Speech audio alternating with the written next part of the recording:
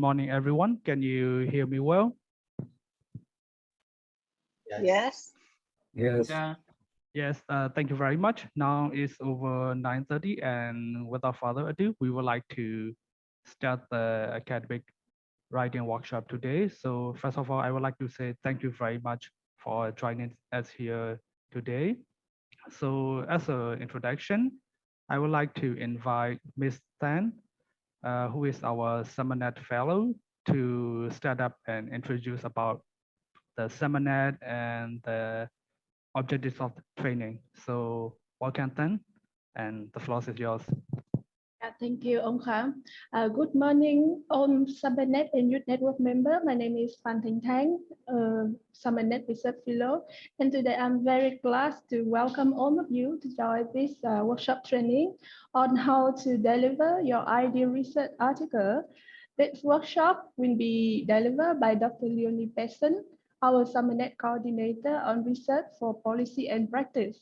Dr. Leonie Pearson is a previous editor of very high-ranking international journal, Ecological Economics, and currently she's on the board reviewer for numerous Q1 journals, and also author for more than 30 journal articles published in high-ranking journals.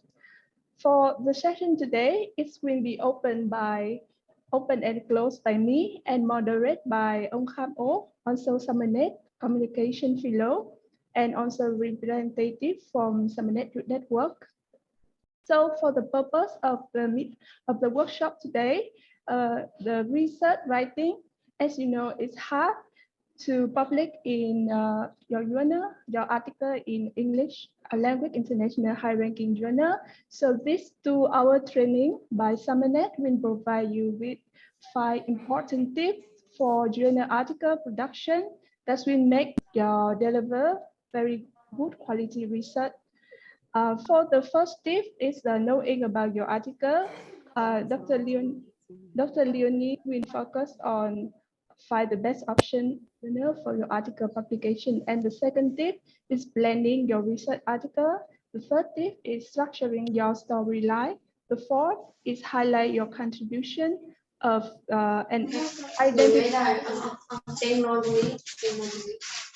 and identify the value add.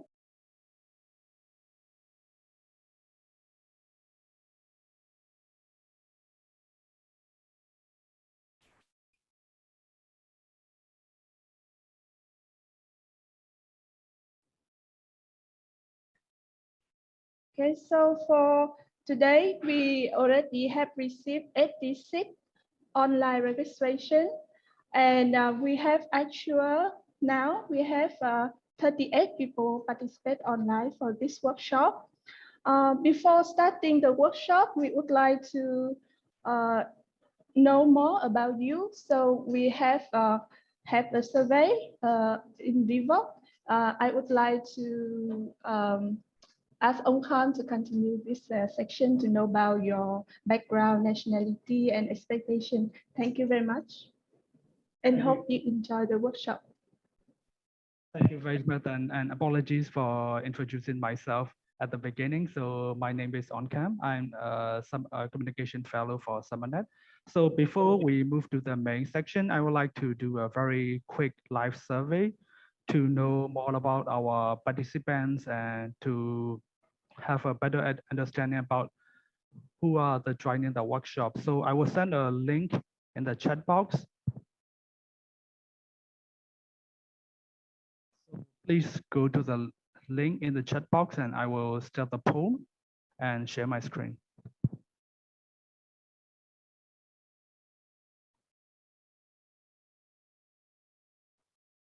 So anyone can see my screen now?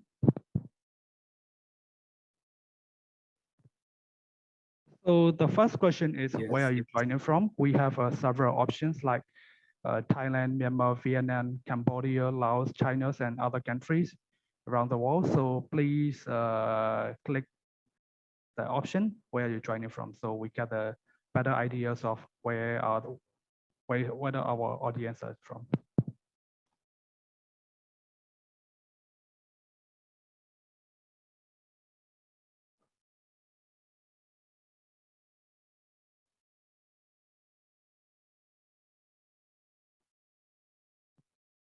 So right now in the survey website, we have 29 people join and already 27 people has answered the question. So as we can observe from the screen, like we have almost the same numbers of participants from Thailand, 33.33%, and the second is Myanmar, and also from Vietnam, and we don't see any participant from Laos and China, and we see other participants joining from the other country as well. So we might need to engage more with participants from Laos and China. Oh, now the numbers is up. So we have more participants joining from Myanmar. So in spite of challenges with connectivity and other things. So thank you very much for joining. So we would like to move to another questions.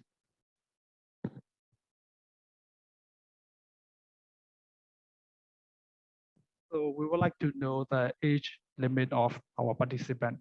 Are they younger audience or are they older audience? So it's very interesting and very nice to see most of the participants are below 35 years old. Young personnel is about more than 71%, and for the for the older audience by above the 35 years old is about 27%. It's very good to see many young people are joining in the survey. That's very good, and that's very interesting for us. So I would like to move to another questions.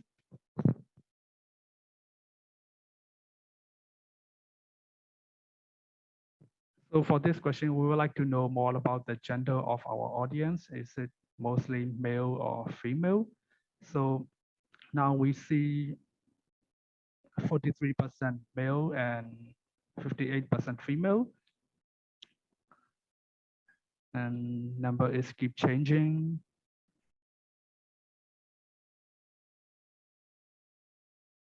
And now it is 40% male and 60% female. Is very good that gender, we have a quite good of gender balance here.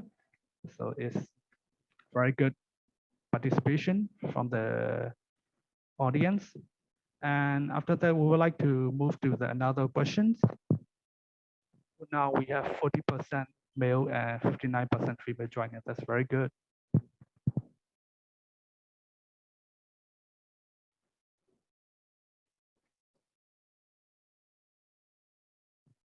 And now we would like to know what's your academic background. Is it social science such as policies or international relations or physical science like engineering or agriculture or water management or water science, something like that. So it's very interesting to see we have more participants who are specialized in the social science with percentage about 70% and physical science about 20% and others about 9.68%. That's very good. So we have more participants who are specializing in the social science subjects. So in the next question, we will dive a little more deeper in the academic background.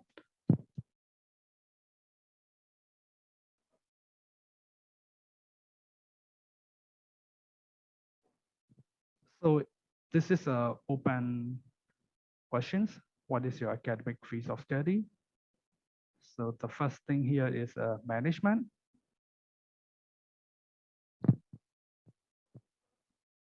And we have several from development and development studies, international development study, biodiversity, economics, education, anthropology, development studies, environmental engineering management. Although there's quite diverse academic background we have here in our audience, that's very interesting. And I'm sure this workshop will be very useful for your academic studies and professional career as well. So we have seen development study, agroforestry, climate change, social science, environmental biology, water resource management, water resource engineering. That's quite diverse background we are seeing here. That's very interesting. So I would like to move on to another questions, which is the final questions. So what do you expect from this workshop? So from this survey, we can know what do you expect from us, and we can try our best to fulfill your expectation.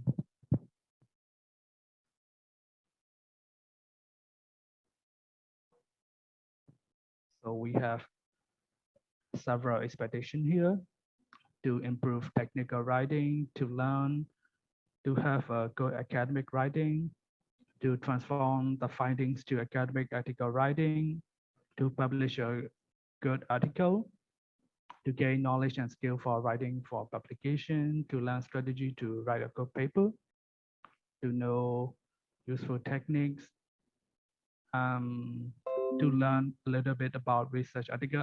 I believe you will know more than a little in this training, to improve the academic writing, article writing. So that's very good, and we hope we can fulfill this expectation by the end of this training. So we have to learn techniques about good manuscript for the journals, to improve article writing skills. So I think by now, most of the people have finished adding their survey. So Dr. Leonie, so over to you. I hope this is very useful for your further presentation. So without further ado, I would like to invite Dr. Leonie for the main section. Thank you very much, Dr. Leonie. The floor is yours. Excellent, thank you. Thank you, Onkam. Thank you, Tan, for that very generous introduction. So a big welcome to everyone. I am super excited that we are here today. Not only that we're talking about how to publish or how to deliver your ideal research article, but the audience that we have. It is great to see so many young people, so many females. I'll be honest, it's usually a smaller number than that. So it's really exciting to see the females, young people, and to have a nice diversity of disciplinary backgrounds. I think out of this session, you'll be able to get something. I think more social sciences people will be looking at doing, will perhaps get a bit more out of the session, but there's certainly something in this for everyone, no matter what their disciplinary background and how they are going to be, where they're looking at publishing into the future. I'm going to share my slides with you, and we're going to start by a little bit of me talking through where and how we can get quite effective and efficient at our academic publications. So let's have a look. My slides seem to be going a bit crazy, but that's okay. It's one of those days. I'm sure everyone has a day like that. Hopefully you can see all those slides now. Yeah? Great. Okay. As Tan mentioned, we're here today to be talking about how to deliver your ideal research article. And this is specifically a SUMERNET for All training program. And I was looking at those comments as they were coming through. What would you like to get out of the training session today? And I think it's important that we talk about what we can do today and what Rajesh and the team from the SUMERNET Communications will be doing early next year. So what I'm talking about today is like the strategic approach, how to make sure you've got the research article targeted, written, delivered as successful and efficiently and effectively as possible. Rajesh and the comms team early next year will be talking about the technical aspects of writing, perhaps things like how to enhance your sentence structure or ensuring your paragraphs have topic sentences and how to pull those together. So you can see there's a huge wide range of skills that we've got in the SUMERNET team that are here to support you, but we can't cover it all at once. So today we're going to be talking strategically. Let's think about where we want to publish our research. What does that either journal or book look like? And how do we make sure that we connect with that, with our research products that we have? I'm going to be asking Oncom to help me here. So if there's any specific questions or queries in the chat or anything, please just jump in, open up your mic and say that. But otherwise, I'm going to jump right in. Now, the idea here is that I'm going to be sharing with you some of my tips and tricks. Now, everyone has a different set of experiences. But as a social scientist that's been working in the academic space for about 20 years, I've been an editor, I've been a reviewer for journals, I've written books, I've written journal articles, book chapters, hundreds of reports and papers, and many of them have been really well cited. So what I'd like to do is share with you these sort of tips and tricks that I've got. Now, that doesn't mean that they will be perfect for you, but they have certainly helped many people over the last years. Over the last 10 years, I've given a similar sort of presentation or discussion to people, and lots of people have gained a lot of value. So I hope that you do as well. And I'm really looking forward to hearing your questions and comments as we go throughout. So remember, pop the things into the chat box and we can get back to those as much as possible. And if we don't address them in this session, I will write you, leave an email and we can get in contact and we can address them afterwards. So please pop your questions and things in the chat box. So that's me, Leonie. I'm a senior research fellow for the Stockholm Environment Institute. I'm also an associate professor at the University of Canberra in Australia. But my work here is really about how to improve the quality and quantity of research we have in the SUMERNET program. So the session today is really about, as I mentioned, these tips and tricks. And it's about how to effectively publish an academic article. Now, that could be a book chapter or any sort of academic article, but I'm going to reference journal articles, but feel free to substitute whatever product that you're interested in actually engaging with. So journal article is just a shorthand way of saying all of those academic articles.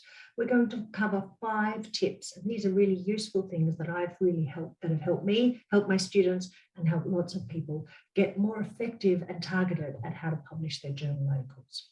So we're going to run through knowing your audience, planning your article, writing a convincing storyline, identifying your niche, and using a sharp eye for clarity. So I'd now like to throw back to Oncom. He's answered some of these, but perhaps he'd just like to run through a couple of questions again with everyone, with the audience. Thank you, Dr. Leonie. So I have a question to the audience. So is there anyone in the audience who have published a research article? So if there are any, please type yes or no in the chat box so we can know the audience. So we have no, and some people say yes. Okay. So Dr. Leonie is about yes and no in 50-50%. So about half of our audience have published in their journal article and some haven't yet. And some published the article as the co-author.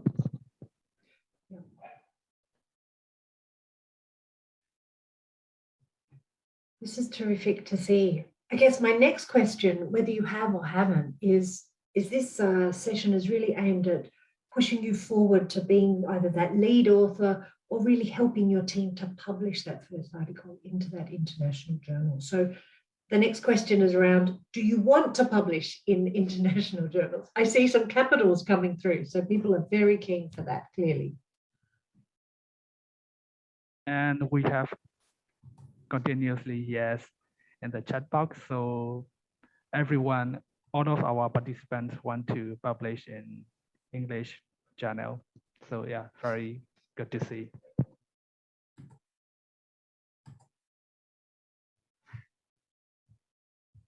And I think the last question you've already covered a little bit, Oncom, in the VVox poll. You asked, what do people want to learn from this session? Perhaps now's an opportunity if there's any final thoughts that people might have, as I've clarified what we will cover and what we won't be able to cover just because of time. If there's any last thoughts for people, please drop them in the chat box and I can see if we can address them as we go through.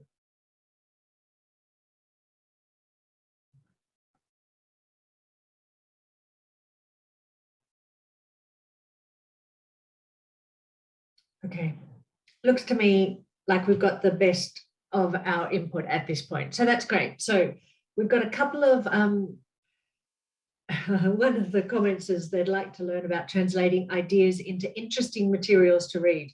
That's a really good point. And that's part of what I'm going to cover, I think, a little bit here and about structuring and in storyline. Okay, so some of you have published, but others haven't. And everyone is really keen to publish in an English top-tier journal. Terrific. Let's get started there. So I think the first question, and perhaps this comes back to that comment about how do you translate ideas into readable products,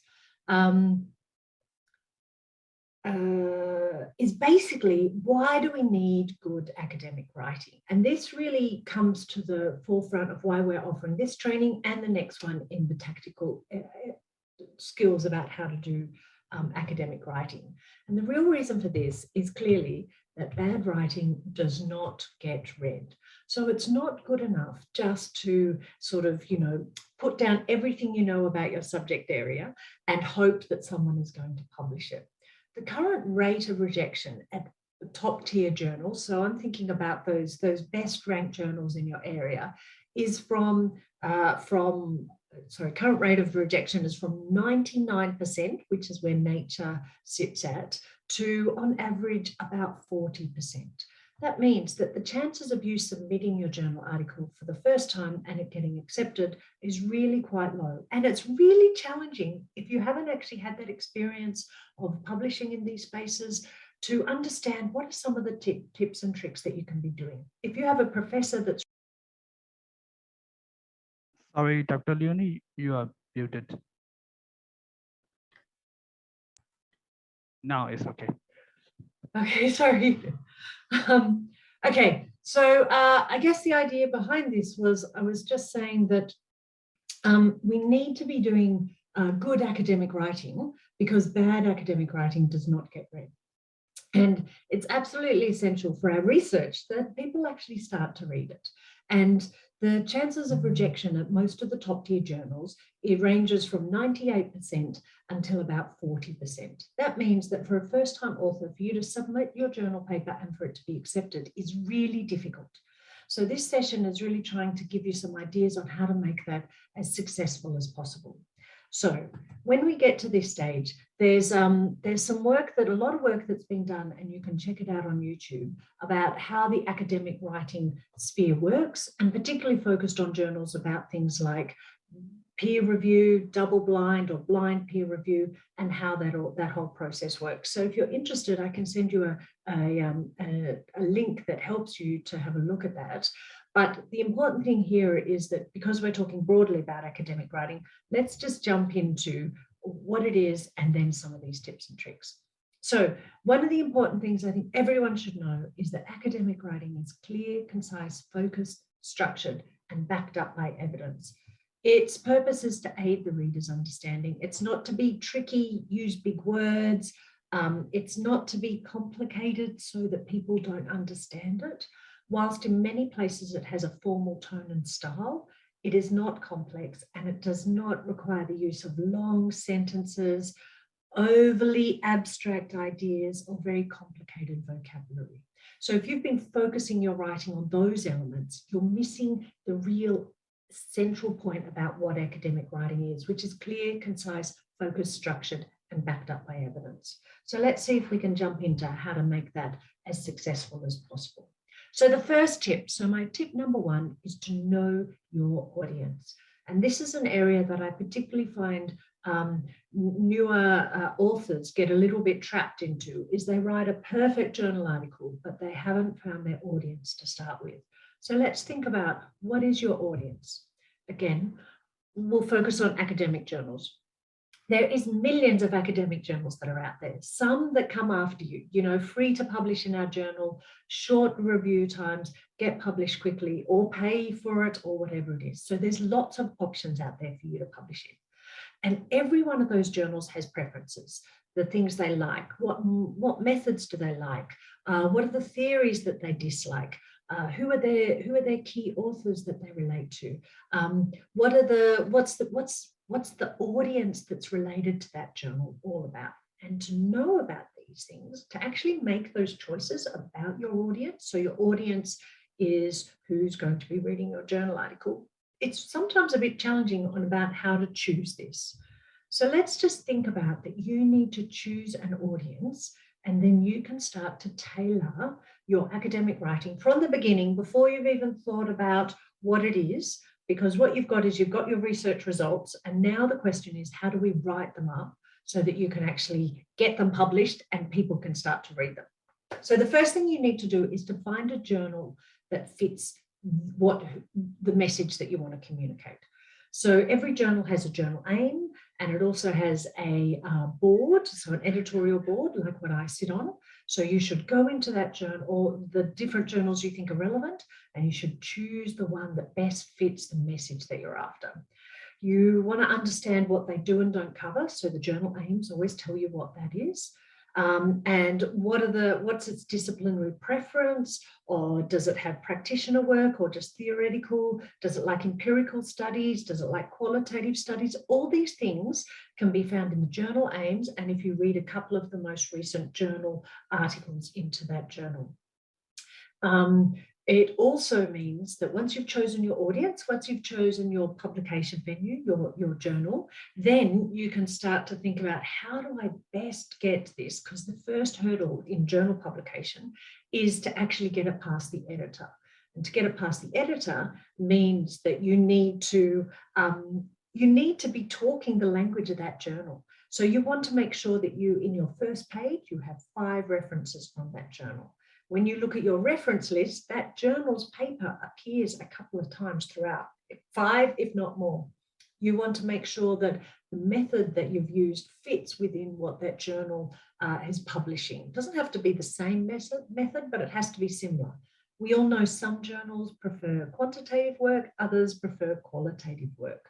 The differences between those is the audience, the readers that they're trying to engage with. So your first challenge is, I think, the first tip is to actually choose your audience. So find the journal that's going to be right for your research. Now, all of the tips that I'm going to be giving you are based on the fact that you have done some great research.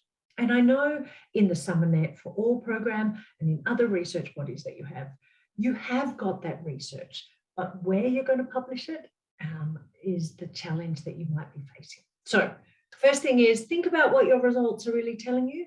Go out and find the journal that is going to be the best fit for you.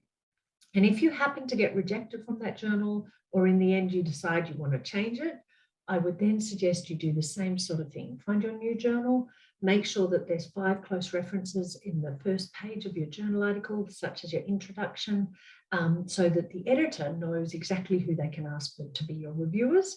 And also make sure your reviewers, that list of people really does connect with the work that you've got, which means that you're probably reading in that journal already, and you'll be referencing in that journal already.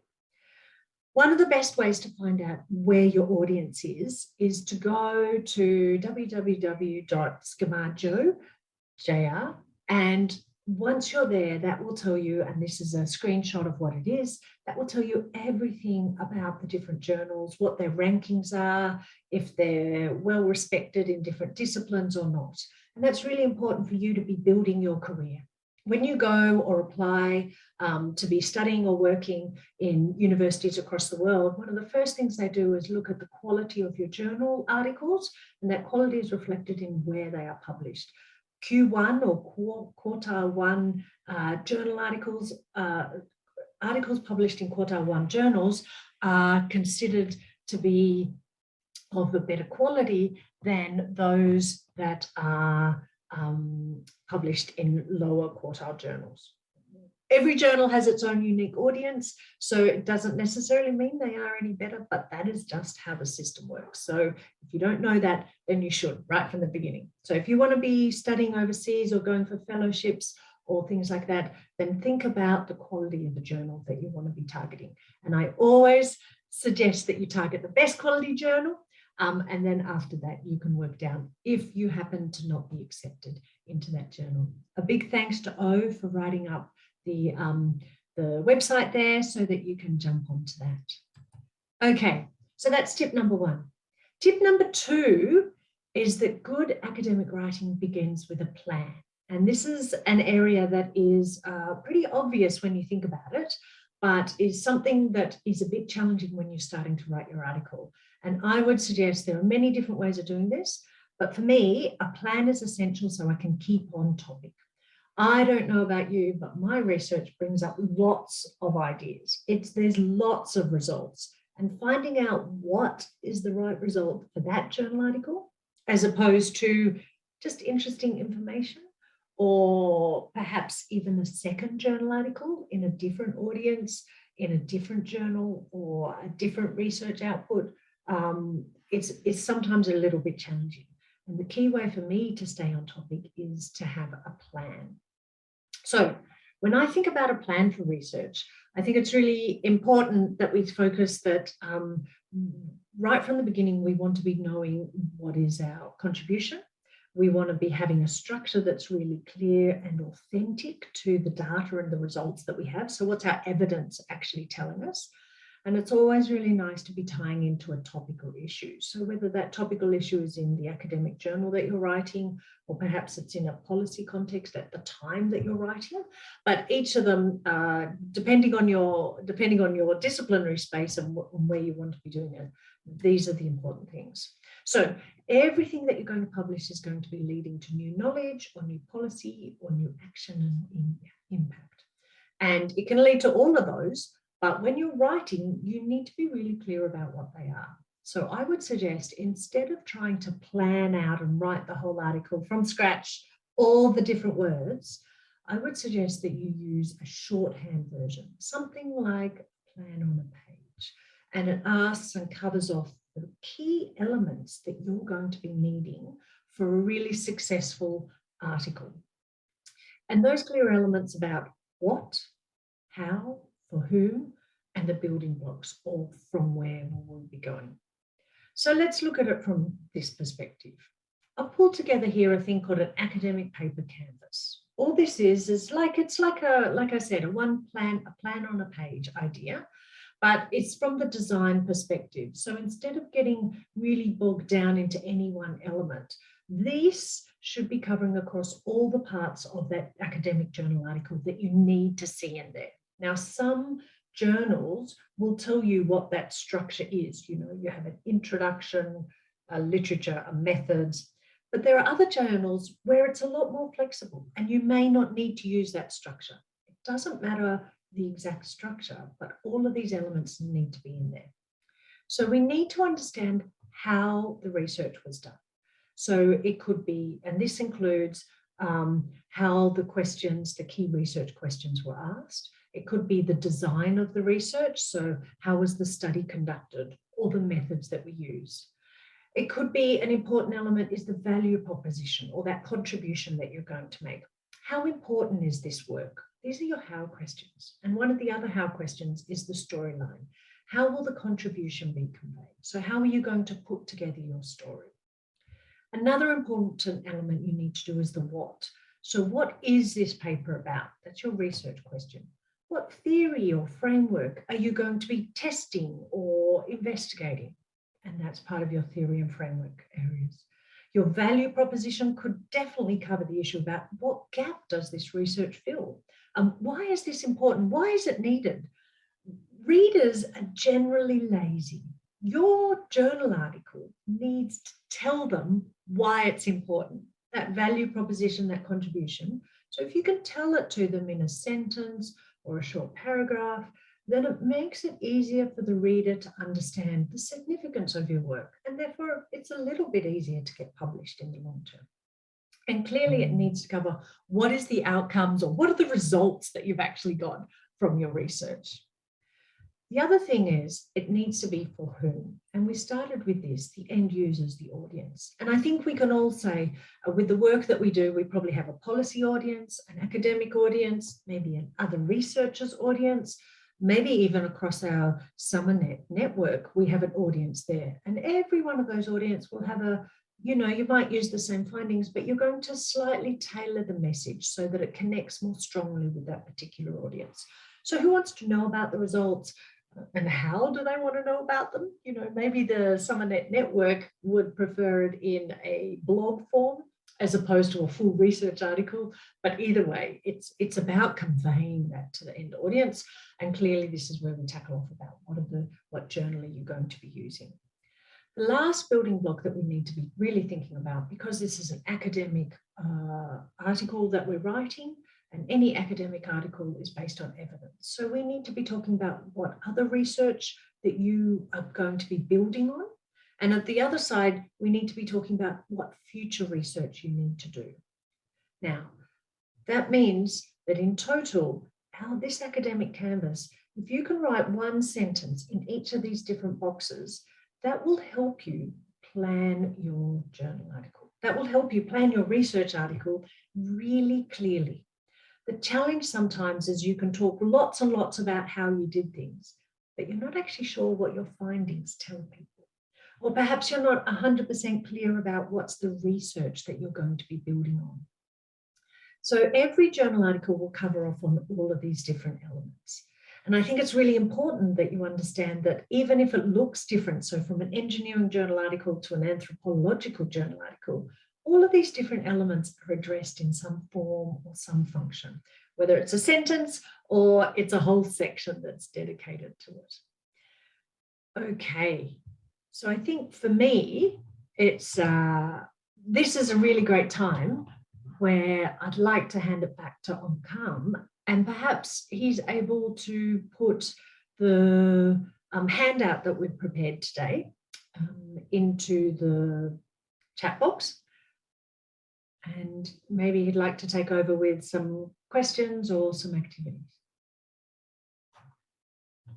Thank you very much, Dr. Leonie, for sharing the very interesting tips. So to the audience, to the participant, if you have any questions about the 2 tips, please feel free to leave it in the chat box, or you can ask directly to the Dr. Leonie. If you have no questions, we can move to the activity here. So Dr. Leonie, we have one question from Partypod. So the question is, when choosing a journal that is relevant to your topic to submit your manuscript to, how does the journal's impact factor influence whether you should submit to that journal or not? That is, how do you make sure that you are not overreaching and vice versa? Thank you very much. All right, Pat, that's a great question. Okay, you have some really good experience in publishing as well, and perhaps you can share your insights. But for me, I think you raise a big, good point here about what is overreaching, or perhaps what is also something you should aim for. Generally, I find authors undersell their research, so they go to a journal that's perhaps not quite as much of a stretch for them. The key way I would say, if you know if you're overreaching or not, is can you reference 5 to 10 journal articles from that journal into your paper? And if you can, then you are couching your research, and this is not just in methods. I mean, it's in the theory side, or it's in the results. It's in the focus of their questions as well. So do they talk about the same sort of things you want to talk about? Do they use similar sorts of method? Is there a theory that they've proposed? Then I would suggest that that's a good journal. It's a good place to target. For example, if you have no references, or you don't read anything from Nature or Proceedings of National Academy of Sciences, yet you want to publish in there because they're Q1 journals, and therefore you have nothing to reference for them, I'd suggest that's an overreaching. So think about publishing into the journals that you are engaged in, that you're reading into, but also making sure that you are reading wide enough for that. Does that respond to your question, Marika? Excellent. And would you have any other suggestions to share with people about that topic as well, about how to target your journal articles into the right sort of audience space?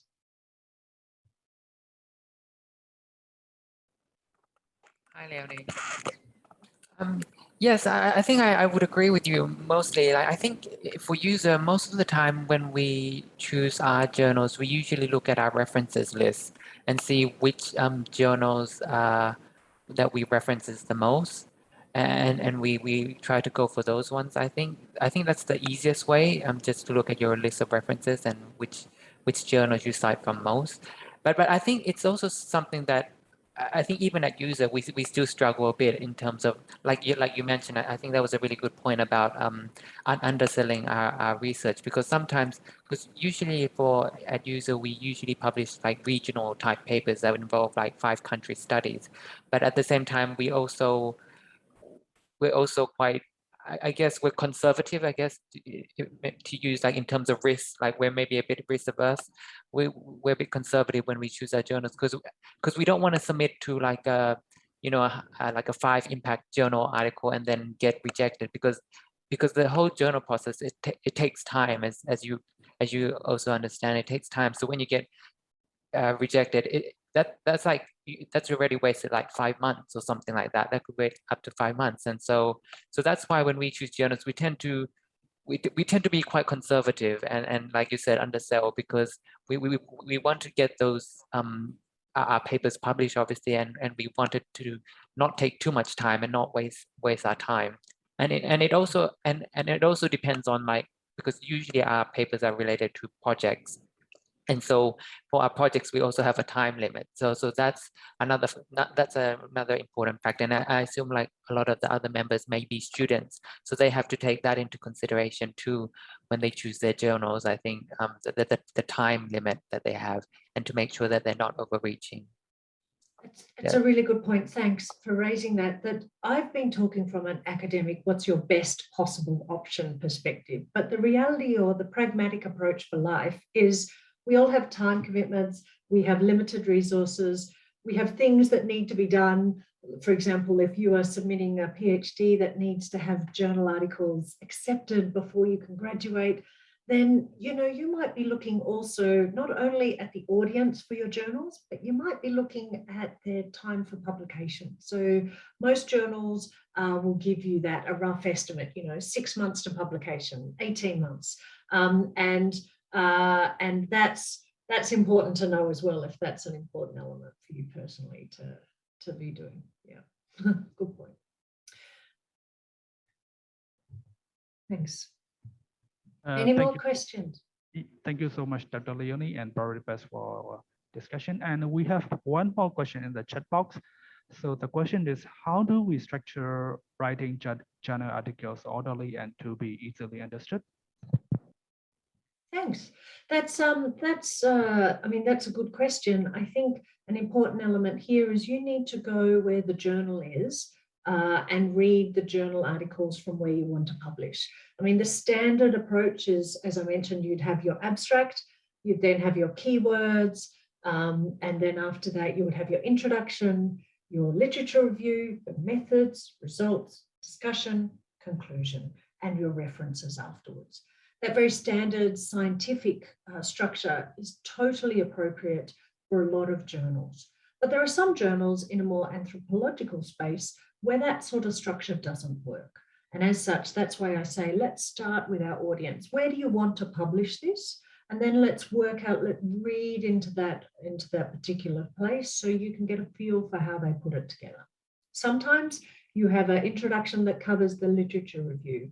And then you have the results that includes your methods. And then you have a discussion and conclusion sort of combined together. For almost all of the work, it's important for you to be really clear about what your contribution is and what you're really relating from other people. So for example, your literature review is about how you've synthesized other people's work. Quite often that's written in the past tense, whilst when you are looking at your results section, you put it into the present tense. But that's just a bit of a writing style thing. But but I'd be going to your disciplinary spaces to read and really learn from what other people have done in this space.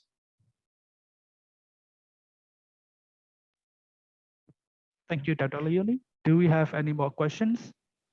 So if not, I would like to move on to activity here.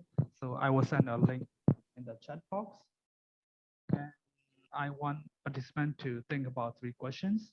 So the first one is, what are the 2 good Q1 journals that you could publish in? And the second one is the audience the same or the different? And the final one is, do you actually read the articles from those journals? So please visit the website I sent in the chat box, and please reflect the 3 questions. So you have 5 to 10 minutes for this activity. Thank you very much.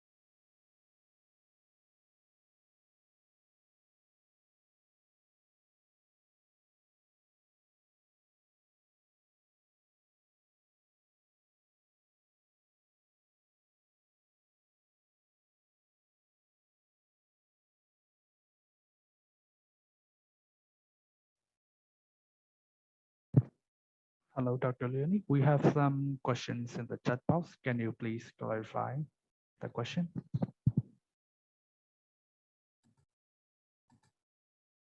Hey, okay. So what have we got?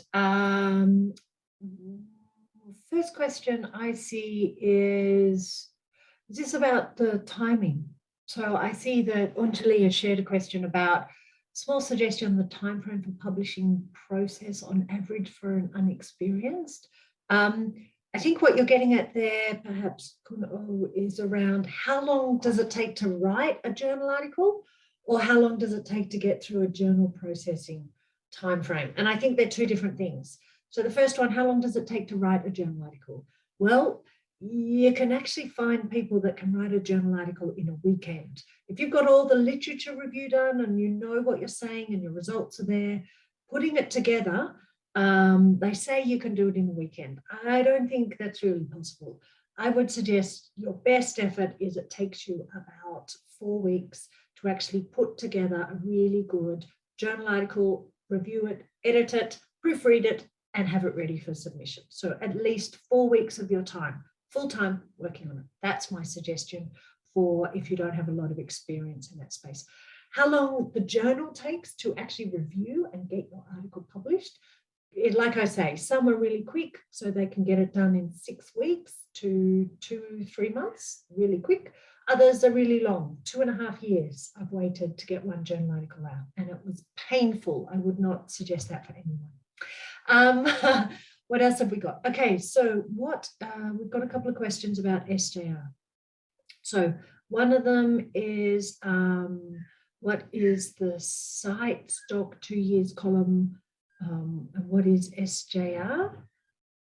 So that's the SCMAJO Journal Ranking Indicator, is SJR.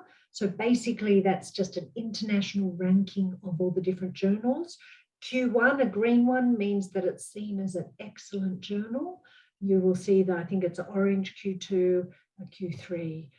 So clearly Q1 is the best type of journal article, journals out there. Then it goes through all the different types of indexes that are also used to rank journals. So for many of these, as Boropat referred to, the impact factor, higher impact factor means the more people will generally cite your article if it's in that journal. So you want those numbers to be bigger. So a H index, a bigger one, total documents, how many articles that they actually publish. So here we go down to cites per document over the last 2 years. I think that's what you're referring to as site stock. Ideally, you want more because you want more people to read your article.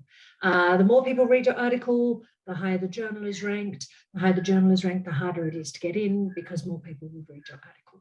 This is roughly how the system goes. It should be a better quality of journal and research that's in there. But frankly, sometimes, I mean, it's a bit disappointing. Some of the best journals have research that's just okay, but they are said in a very compelling and strong fashion.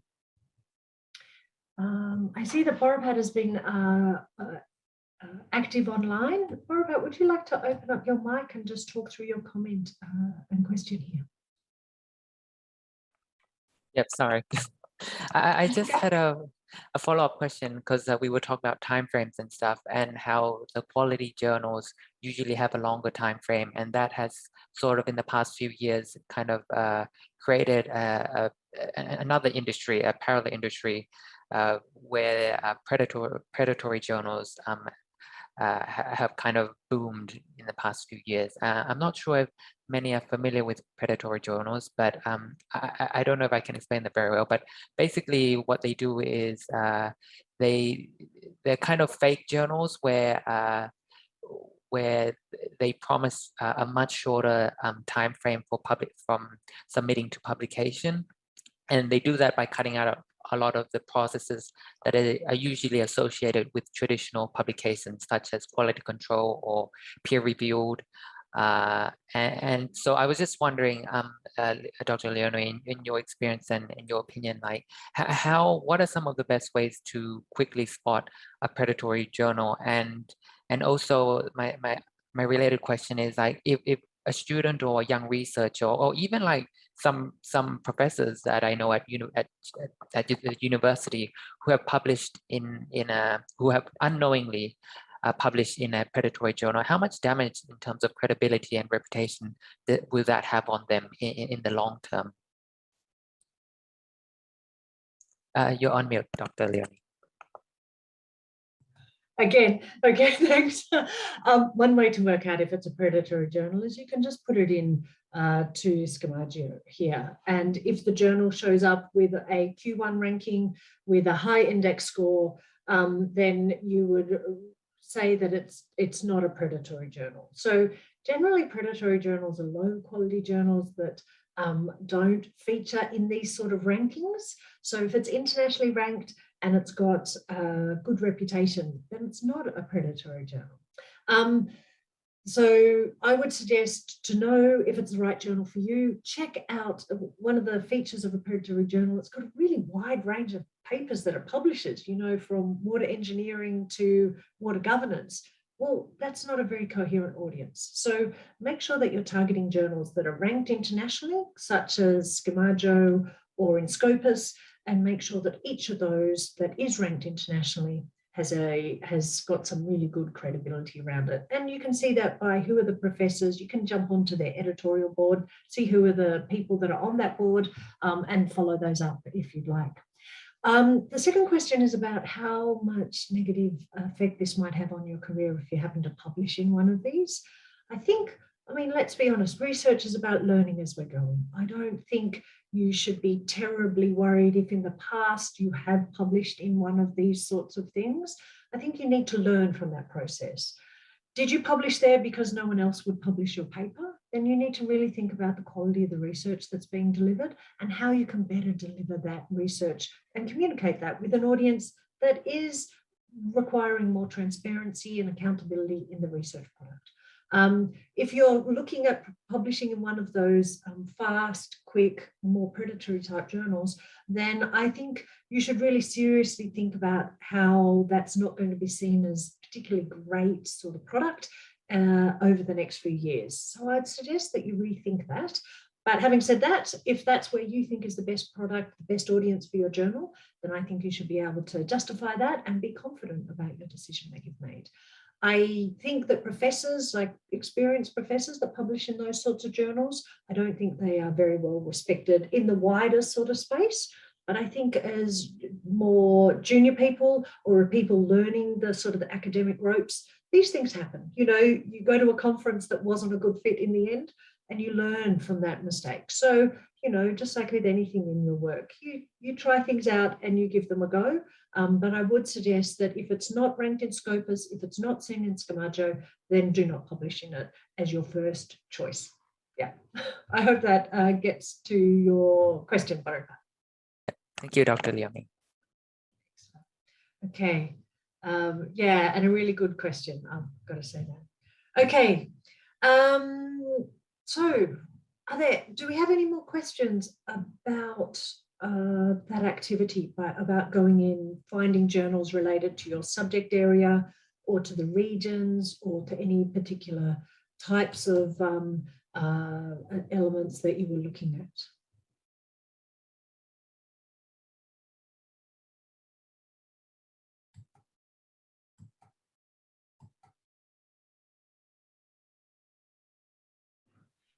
No more questions? Would anyone like to open up their mic and share with us?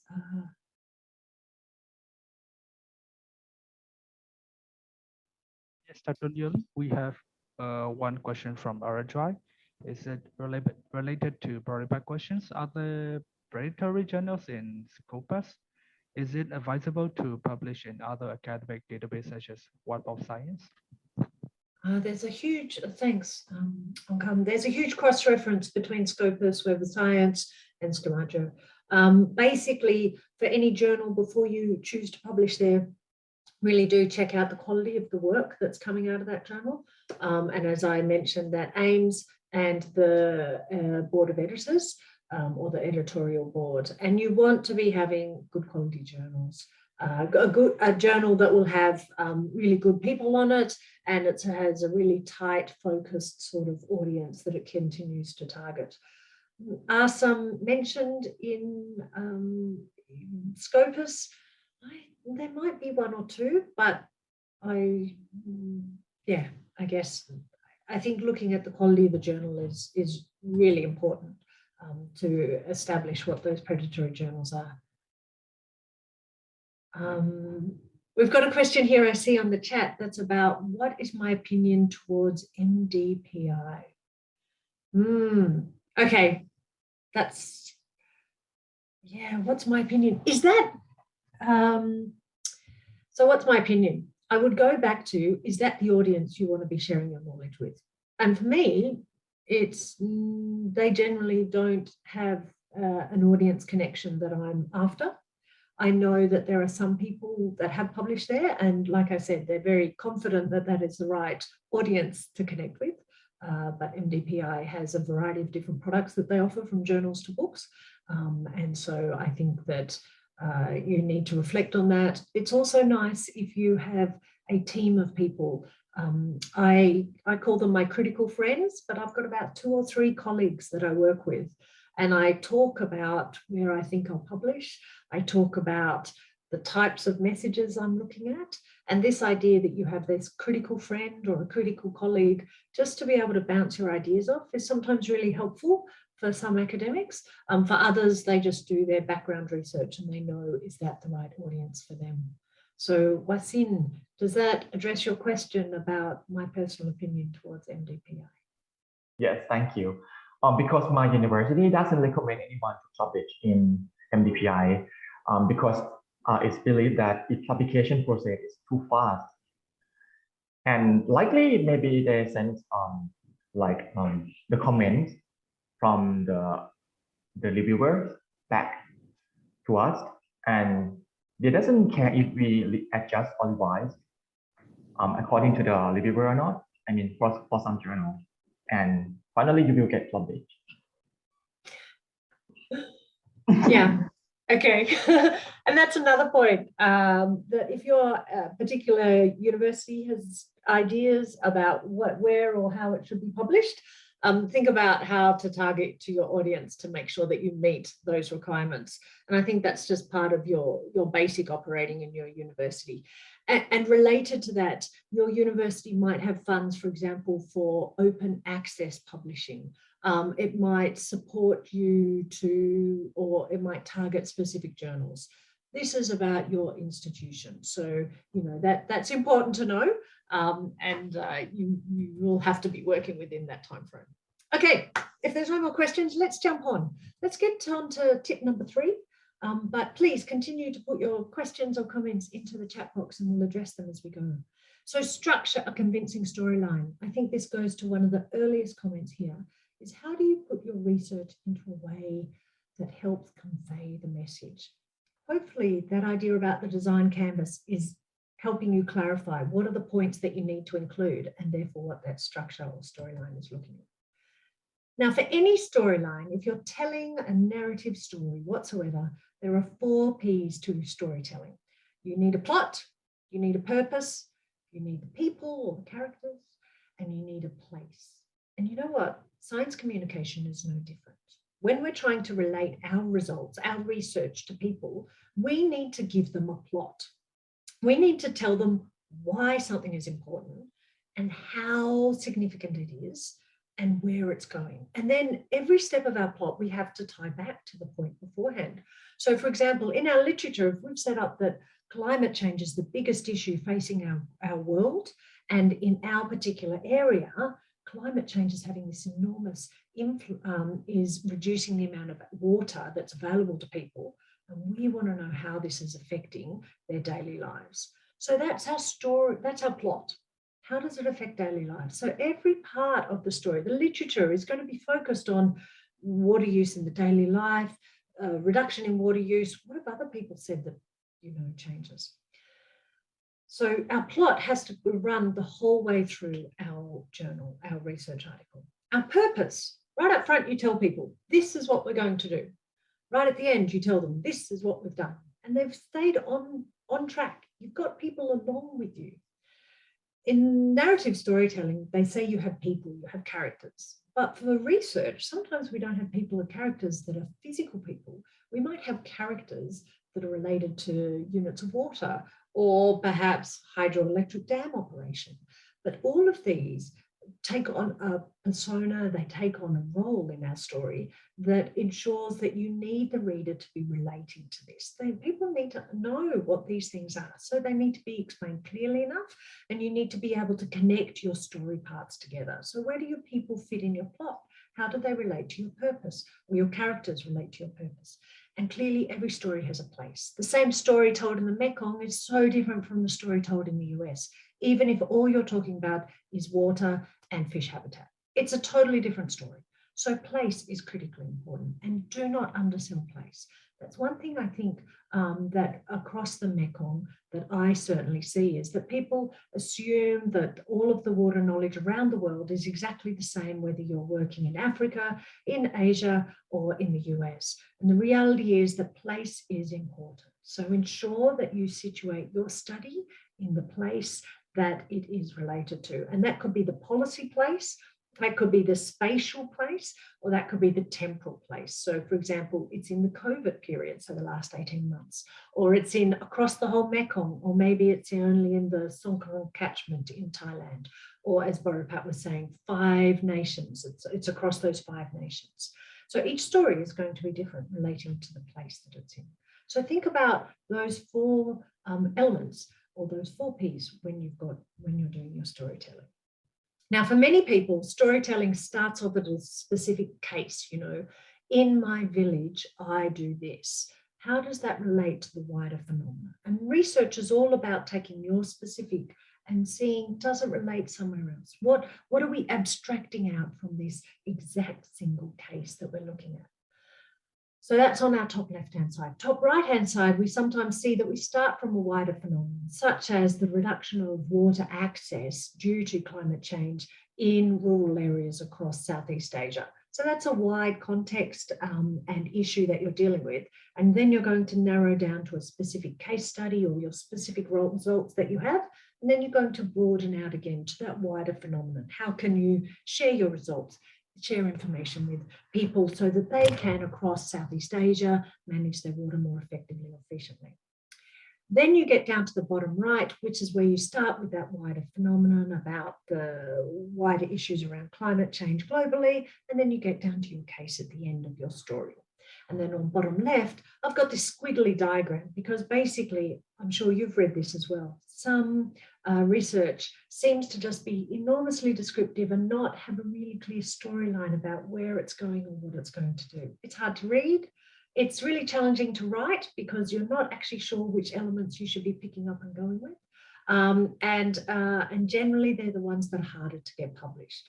So I would suggest for everyone to think about how your storyline is going to come together. What are those, those 4 Ps, your place, your people or characters, your plot? How are you pulling those together and make sure that it fits within what the audience is expecting as well? So in a more engineering typical sort of journal, if you happen to put your case studies into the introduction, no one expects them to be there and they would feel that this is a little bit uncomfortable. There could be a really good reason for doing that, but I would suggest in one of your first few articles, you'd want to follow a more traditional structure, something the audience is expecting so that they can easily follow along. You don't have to provide as many, signposts for that. I think it's important that we recognize that when we're talking about a scientific article, a research article, we start with our background and context, and then we move out to our methods, how we're going to be doing it. And then we talk about our results and implications. And this structure, by starting with our background and then moving out to our results and so what, and then clearly we wrap it up, is what a scientific article is generally, that's the process you follow in your storyline. Yet with journalism or a more direct form of communication, you might actually find that you start with your results and implications, your so what, why is this really important? You move through your methods, and then your background and context is perhaps the last part of the article, and a lot less time is actually dedicated to that. The reason I'm sharing this with you is because depending on the audience that you want to be attracting to, or you want to be convincing, communicating with, you might be thinking about different ways to put your storyline together. And I think, answered a question earlier that said, have a look, if you're targeting a journal, have a look at how that journal actually, most of its articles are written. There'll be a bit of variation, but don't focus so much on the content of the article, but the structure. Where does it start? How do the things come together? And this will help you ensure that your journal has a storyline that's going to relate really well to the audience that you've identified to convince or to communicate with. So that's the things about storyline. And with any type of storyline, we're really after impactful writing.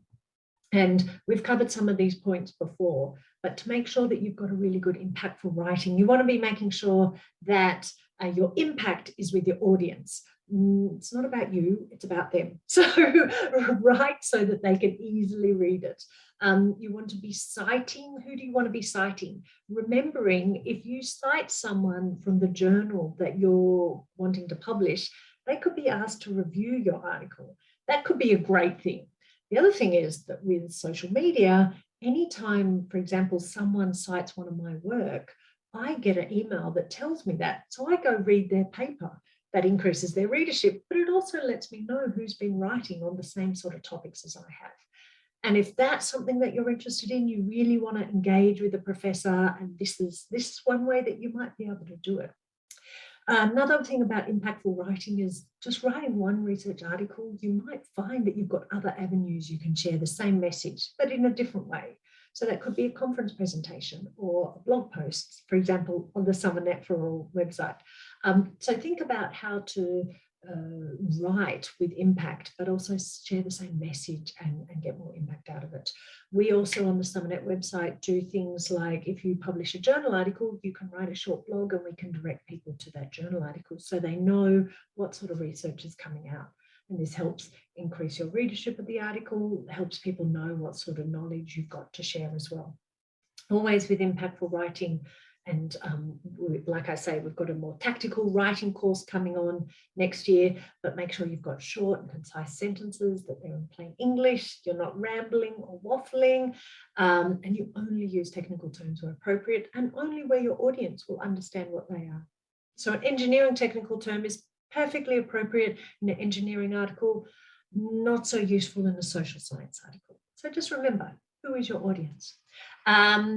You always have to cross-reference your research issues, data, figures, discussion points, all of that sort of thing. So make sure your story hangs together really well. You never put a figure if you haven't sort of said, you know, as in figure one. There's figure one. Tables are the same. Images or photos are all exactly the same. And clearly you need to have, at some point, you need to share with the reader what they're going to be reading and what they're going to be expecting from those different segments of the paper, from the whole paper as a whole as well. So impactful writing will help you get your message across to the audience as clearly and effectively as possible. So that's all about ensuring that you have a good storyline. Now, my tip number 4 is about what is your niche contribution.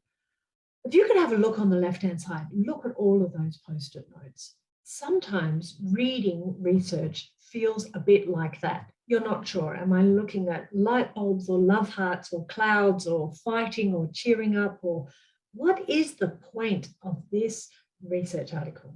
And when I was editing, or when I edit for any journal or book, the first thing I always do is I always try and find out what is that particular submission, what is its niche, what is it adding. One of the hardest things sometimes to find is exactly what that is. So very often, one of my first feedback to authors is clarify your niche and state it explicitly for the audience, for the reader. Because whilst you think you might have answered the question, the reader might be left a little bit uncertain, or they're just a little bit uncertain about why that question is really important. So you need to clarify your niche. In that design canvas we had right in the middle, in the diamond figure, there was about what is your contribution. you need to nail that. You need to make that really clear. As soon as you've got that clear, then that can help you get your journal article published, and you can be more successful at or efficiently get your journal article published, because people know what you're trying to convince them of. Okay, so the biggest missing elements in submission is their niche. It's the so what. So why do we do this research? It's the single contribution that no one else has made into that academic space, into that journal, into the wider media space. And it also tells people why they should care, why they should read your article, is because they're going to learn one new thing. And that new thing, that your niche, you're going to answer for them really clearly. And the last thing about this niche is it's important when you're providing this niche is that you know who builds on what has been done before. So as we saw with that design canvas, there's those building blocks at the bottom. What's the research that has been done before that you're building onto? Because everyone is building onto that, onto the body of research that's out there. So you need to make it really clear where you are building onto that. And your niche, when you specify your niche, particularly for a journal, which has got some theory component, it needs to be in that more conceptual theoretical space. So niche is really, really important. So ways to try and keep focused on your niche contribution. Remember that for academic research, we're generally trying to explain something of a wider phenomenon rather than just your case study. So every time you want to mention your case study in your journal, in your article, your research article, you need to identify, how does this link to the bigger issues, to the wider phenomena? How does this link to what other people have written about? And even if they haven't written about your case study, perhaps they've written about environmental management in other places that relates to you. So look at and really reflect on how you can add value to that. Make sure that you are never just merely describing a case. I mean, there are some journals that have a very descriptive tone, but there's always an element about something that's new, something that's novel, a niche that you're able to answer and address. If you're not sure what your niche is, think about asking the question, what is the insight or learning of your paper? So what do people take away that they've never learned before? And then also when you're thinking about that, think about how does this contribute to or fit into the literature? And this will really help you narrow down what your niche is and how you can actually make it as clear as possible. For many journals, they now ask you for some key quotes, key questions, take-home messages, all of these sorts of things, and these should be around your niche and your contextual area. And then lastly, you need to be asking what's new. So if someone can read your paper and they've found some interesting results, but they don't get to the end of it and they don't have that feeling of, oh, I've learned something new, then that means that we need to go back and have a look at how to create that niche that's going to make your paper stand out as a significant contribution to the academic space, particularly to the journal that you're going to be publishing into. Okay, so my last tip that I've got, and this sounds about right because we've got about 10 more minutes and then we'll open up for more questions. So sorry, 10 more minutes until we're up for the hour and a half, is about good academic writing requires a sharp eye. Now, sometimes in English, people say it's an eagle eye because the idea is the eagle has these enormously sharp eyes that can see something from a long way away. But the importance about the concept of a sharp eye, I think, is that studies have found that 80% of writing time is in the rewriting, editing, and proofreading. So anyone that thinks that they can just write a journal article and the first time that they write it, it's perfect, is in the absolute minority. Most people spend, for every 1 hour that they put that first draft down, they're going to be spending another 4 hours crafting, editing, rewriting, proofreading it to make sure it's as good as possible. So when you're thinking about how much time do I spend to write my journal article, think about how much time you spend to do the first draft, to do the rewrite, to do the editing, and to do the proofreading. because all of those steps are critically important. Now, the first step about the writing and the rewriting, I'm going to leave to you and perhaps to Rajesh next year when he's going to be talking more about the technicality of writing. But I think today we've got some structures, we've got some ideas about what we should be having in that part. But this section, and I think this is an important element, is that it's just touching on the elements about editing and proofreading. So if a journal article comes across my desk and I'm reviewing it, or an editor for the journal, and the expression is really poor and I don't understand what some of the meanings are, or if there's a bit of confusion in the tenses of the words, so I'm not clear what the message is, it's really hard for me to approve this journal article for publishing. So what needs to happen is we need to edit it and it needs to be proofread. So editing and reviewing. So the idea about editing and reviewing, it's like the big picture idea. So you've got your first draft, you've gone back and you've cleaned it up. And now we need to think about this. We need to think about, is it clear and readable? Does it create a good storyline? Is there a coherent and logical argument for this? So does one section build on each other so it's logical and the argument develops? You don't just tell people they're wrong at the beginning and then there's no real development of argument. Does it stay on task and does it respond to the question that was asked right at the beginning? Does it stay on topic? Are there extra bits of the argument that are not needed here because it's just confusing the reader in some way? Is it structured to help guide the reader smoothly through your argument? And then lastly, does it stay within any word counts? Now, these are the critical questions that any editor will be able to ask for your paper. And in doing this, you might actually find that you restructure your paper. You find that one paragraph needs to be before another. You find it's not very clear, so you need to move things around. So these are the key things that you need to be looking at when you edit and you're reviewing your work. Now, proofreading is actually a different sort of skill set, and it's something that you might be able to outsource. There might be a critical friend that could help you with both of these tasks, but particularly maybe with this proofreading task. So proofreading is about ensuring the accuracy of all the facts. They're correct and checked and the results are honest. That the language is as clear and concise as possible. So are there any spelling, grammar, punctuation or typing errors that can be fixed up? That the referencing is all in the right sort of reference style, that you've got all the right sorts of spaces, all the source names and titles are accurate and the references are punctuated correctly. And then lastly, the appearance, the layout, tables, figures, font size, page numbers and headers is really good and clear for the reader. It's really important that you edit before you proofread. I know people that go through and they do all the spelling checks and so it's perfectly spelled, but if the sentence doesn't make sense and the section doesn't add to the argument and the whole paper isn't actually coherent, then ensuring you've got the right spelling is perhaps the least of your worries at that stage. Critical and important, but is perhaps not what you need at this stage. So make sure you've done your editing and reviewing first, and then your proofreading second. Clearly underpinning all of this is that you've got your spelling and grammar as good as can be. And this is where colleagues can be helpful, perhaps even paying for this service is also helpful in some stages as well.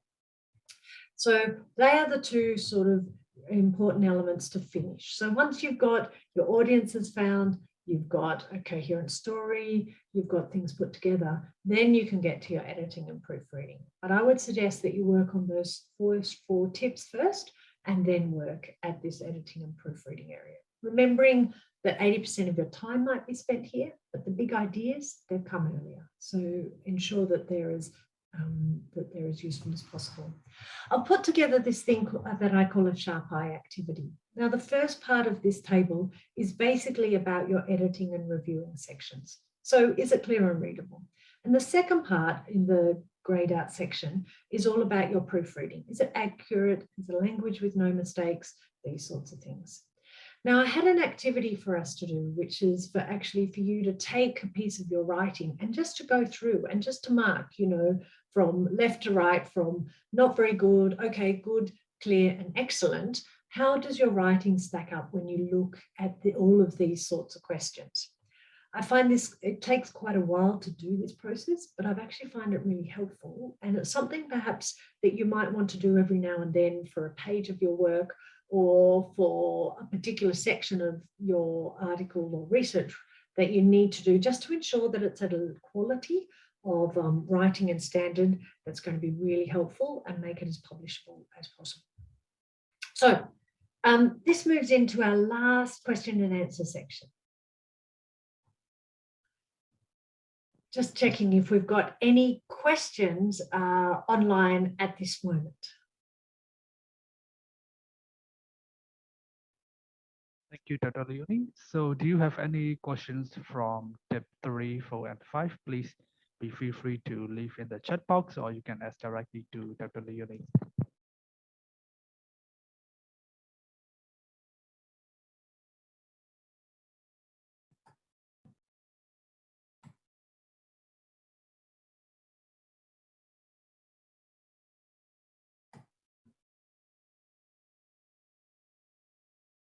Thanks. So I don't see any more questions at this stage. Is that right? Yes, Dr. Leonie, I think the participants are pretty clear about your presentation. Oh, good. Well, I hope so. I hope it's useful, and we can certainly share the slides with people if they would be interested in those afterwards. I see O has asked a question here. O, would you like to open up your mic for this?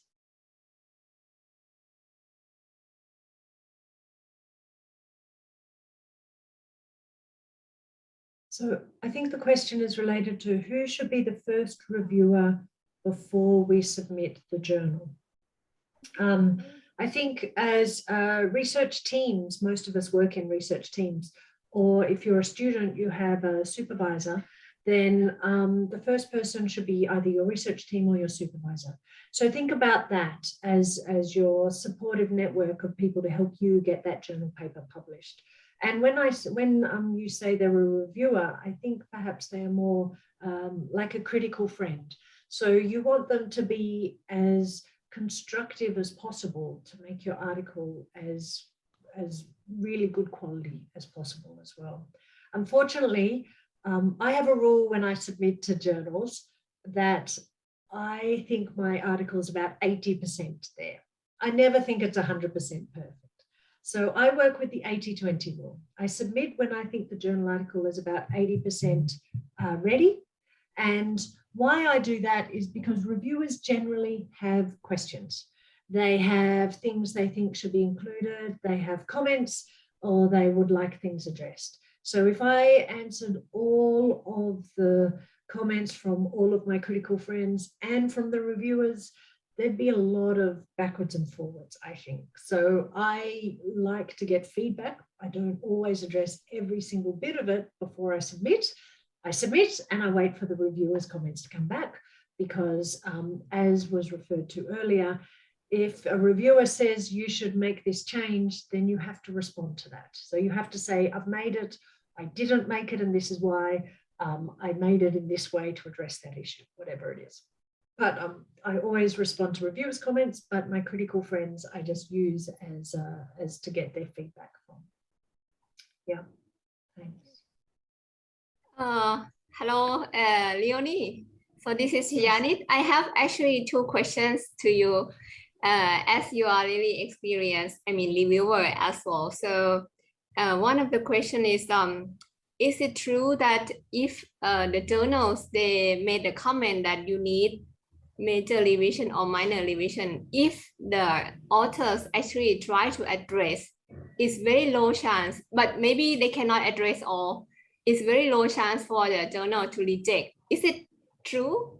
Or because I feel that sometimes those who are really new and probably just at the beginning stage of submitting proposal journals or paper, sometimes they're very nervous to see long list of the comments, and they're just concerned that probably they give up after seeing the comments because they're concerned that maybe they cannot kind of address all comments. And is it okay that some comment cannot actually cover or address in the scope of the this paper, because sometimes the reviewer would like this and some research project need to be finished, or a PhD have to be delivered within the time. So, and yeah, I saw some occasions where people give up because only see the comments and nervous.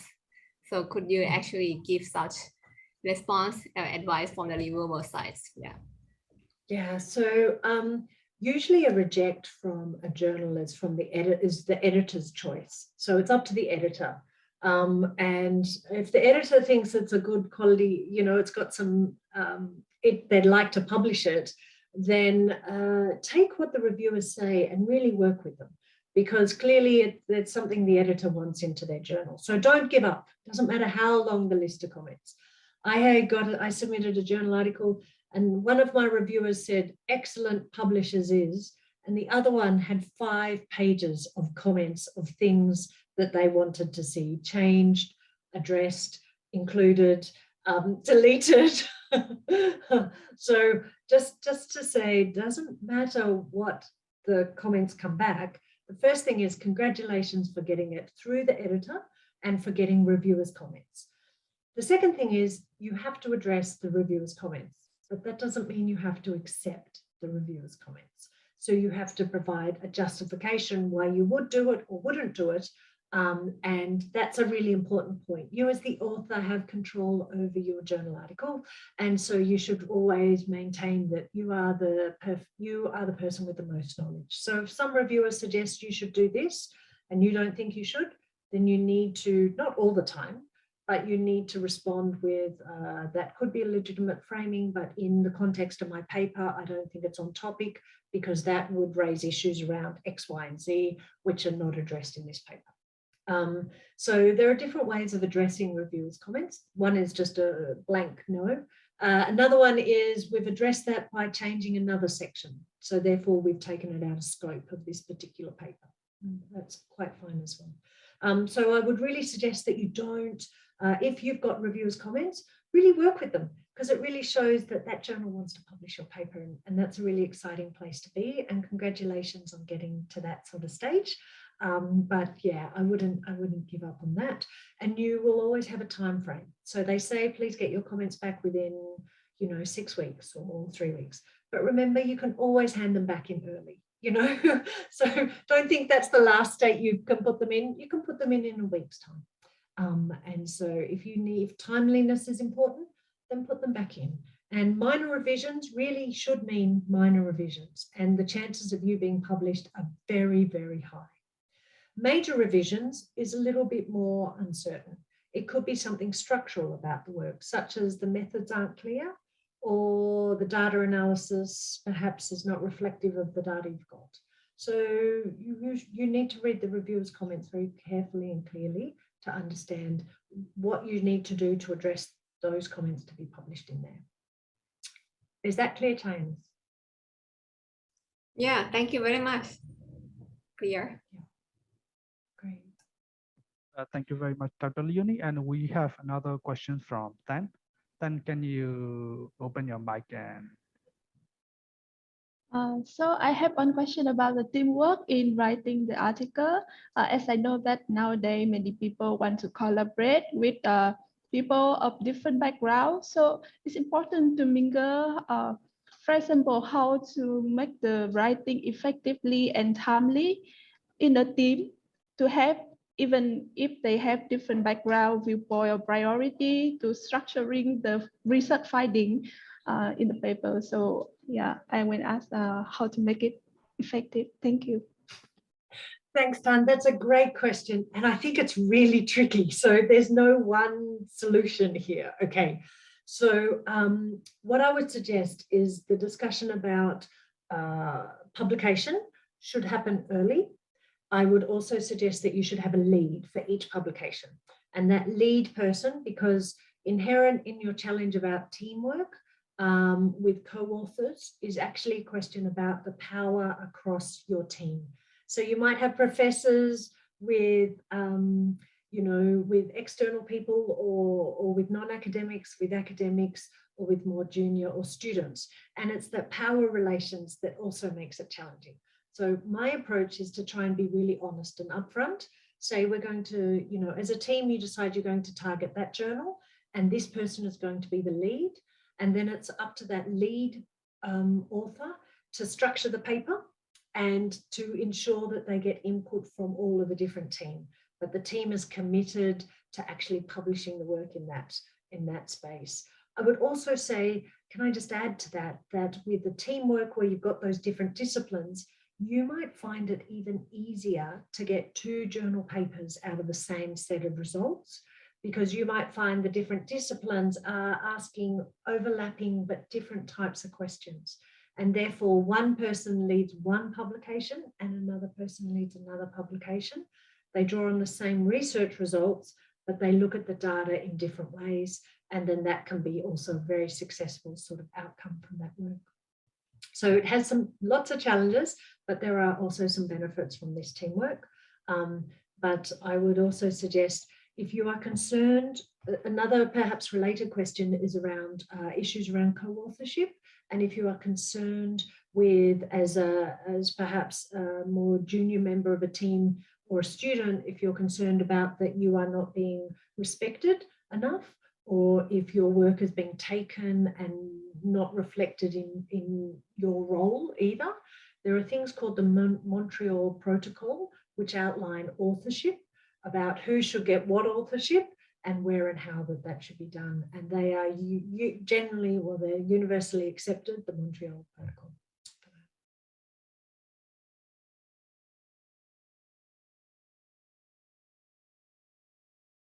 Did that answer your question, Tan? Thank you so much for your question, for your answer. Thank you. Okay. Great. Okay. Hello, Professor Leonie, and thank you for your presentation. That's really interesting. I'm Yin Chao. So my question is, like, when we are doing our individual journals with no teams, with one supervisor maybe, so then what is the good start? I mean, based on our empirical findings, or when we are going to structure a good research paper, how could we best to start? I mean, yeah. Okay. So when you've got your empirical findings, to get to that stage, you've got a literature review somewhere that's looked at the literature about why you would be asking those questions, what method you would use. Do you have this sitting somewhere? I'm still in that stage. I'm going to discuss next week, I think, with my supervisor. Not yet. Yeah. Perfect. So within this literature review, you will be reading certain journals and you'll be thinking about how you want your work to add to those journals that you are reading. And this is the perfect time to start thinking about where you will publish and what sort of results and findings would be interesting for that particular audience. So that's where I would start. Your literature review is important to cement your newness, your niche, and to clarify that niche, and then know where to publish it. So that's exactly where I would start. And once you've chosen your journal for your publication, then I would read through that to see what's the structure for the papers that they write in that journal. And then I would look to be copying that. And at the same time, you'll be looking at what sort of methods you'll be using and how to make sure that you use them so that you can publish those results. So that's where I would be starting. Yeah, it's everyone says start at the literature, and it is true. The literature is very important to make sure that you can publish as efficiently and effectively as possible. Does that help? Thank you. Yeah. Okay. Okay, I see there's a question here. Could we submit to more than one journal for the reviewing process? Never at the same time. So yes, you can submit your same journal article, but you only submit it to one journal at a time. So you submit it to one journal. If it's rejected or you decide you don't want to take it there anymore, you retract it from that journal. You submit it to another journal. Okay? So that's all there is to that. So only submit to one journal at one time. Okay, so there's some comments here about advice when you receive a rejection notice. So I think that's really important, particularly with high rejection rates across many of these really good journals that you'll be looking at. Let's talk about what happens when a rejection comes back. So firstly, you need to read the rejection very carefully. Why was it rejected? If it just comes back as your article was rejected with no justification, then I would suggest that's not a very good journal, or the editor is a bit rubbish, because that's not helpful. And the whole role about publishing is to improve the quality of knowledge we have out there. Usually it has at least one line. It says something like, it does not fit our journal, or they might say it needs an edit beforehand. These are the most common ones that I've seen or I've used. So it does not fit the scope of our journal, first up, which is why I say choose your journal and then get 5 references into the first page. You want to convince the editor this is a topic their journal wants to publish. So first thing, it does not fit the scope of our journal. Second thing, the writing is of a poor quality and we cannot review it at this stage. And the third thing is, on consideration, they do not see the quality of the research work. So they're 3 different things. And depending on why your article is rejected will depend on what your steps are next. It does not fit the scope of this journal means you need to go find a journal where it fits better. So what would that journal be? Have a look around. Think about why that editor didn't think it was a good fit.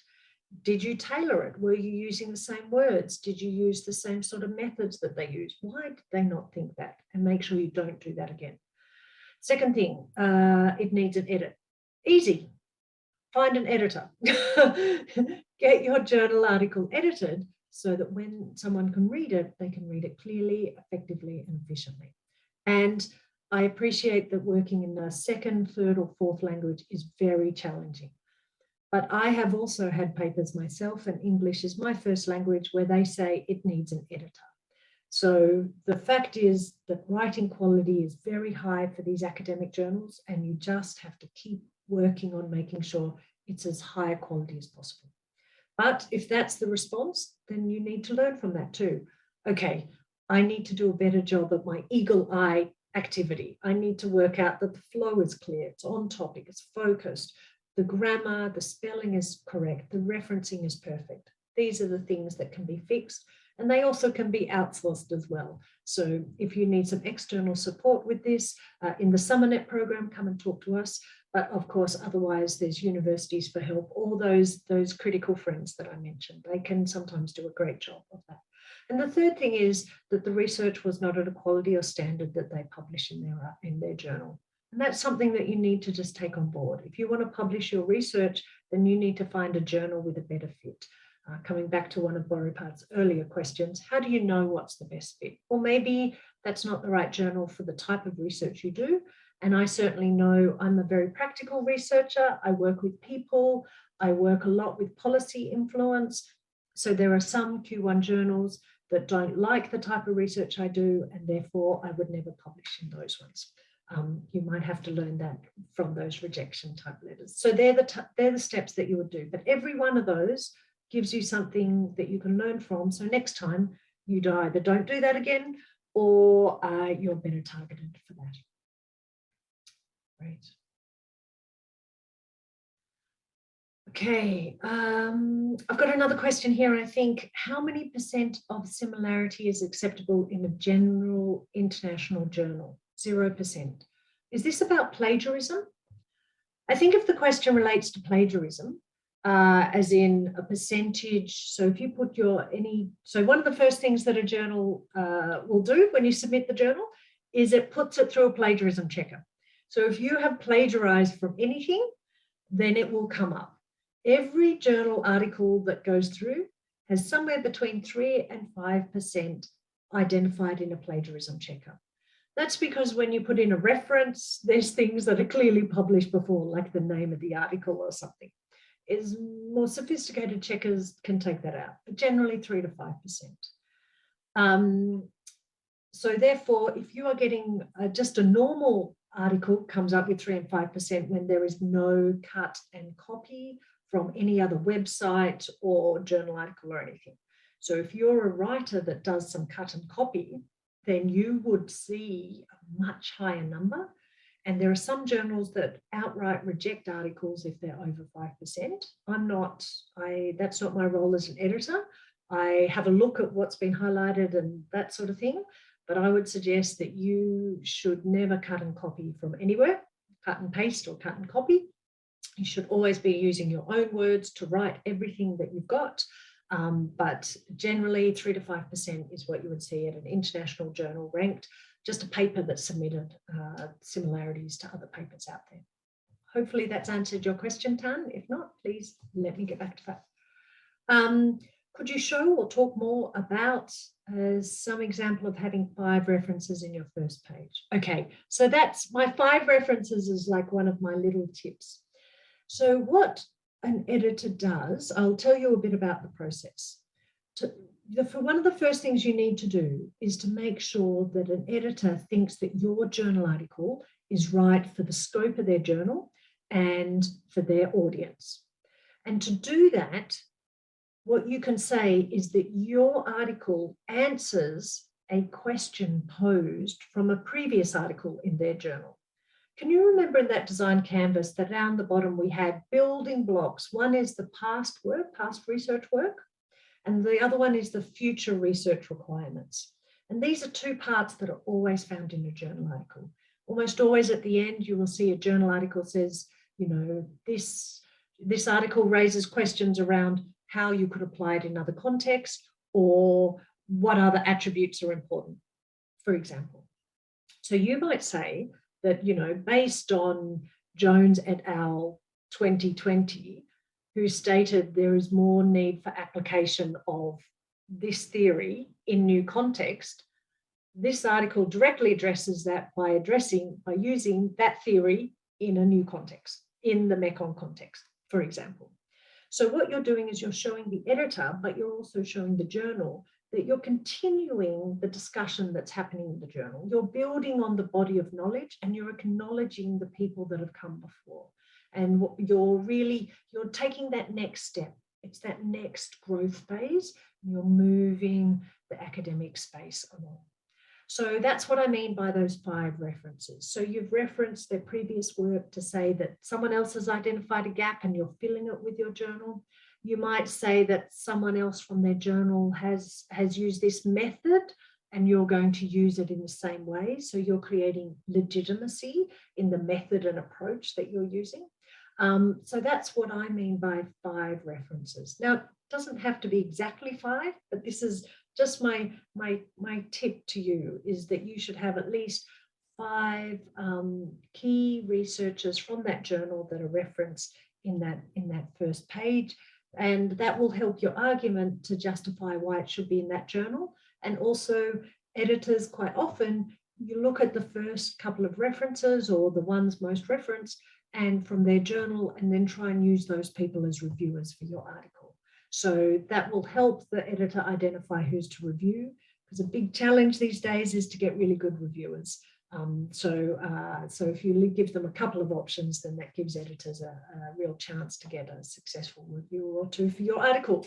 I have seen articles that have been rejected because there was no one that they could find to review it, which seems a bit strange, I just think, for a journal.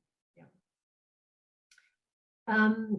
Orapad, would you like to open up your mic and video again and share with us some of your experiences? It's great to hear from others in this space. So please, others, share your experiences.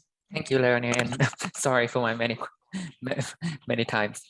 No, I just wanted to share something that at User we discovered more recently is that a lot of the large publications are increasingly, especially for social science type work methodology, is that they require ethics approval, certificate of ethics approval. So it has to, so like your research has to pass the ethics, recognized ethics board. And this was not the case in previous years. This is something that has, I think maybe in the past year that large publishers such as Taylor and Francis now require as part of submissions to pretty much all of their journals. Like when you're literally when you're submitting your article through their website, there's like a box where you have to indicate your ethics approval number, certificate, etc. And I think that trend will continue on with the other larger publications like Elsevier, Springer, and Wiley as well. I'm not sure when this. I understand why the change is occurring. It's to increase more, to make sure that research is conducted ethically and stuff. But it's just something that I think our researchers and also our SUMERNET network researchers should keep in mind, because, for example, and I'll be transparently, for example, for the Voices project, we didn't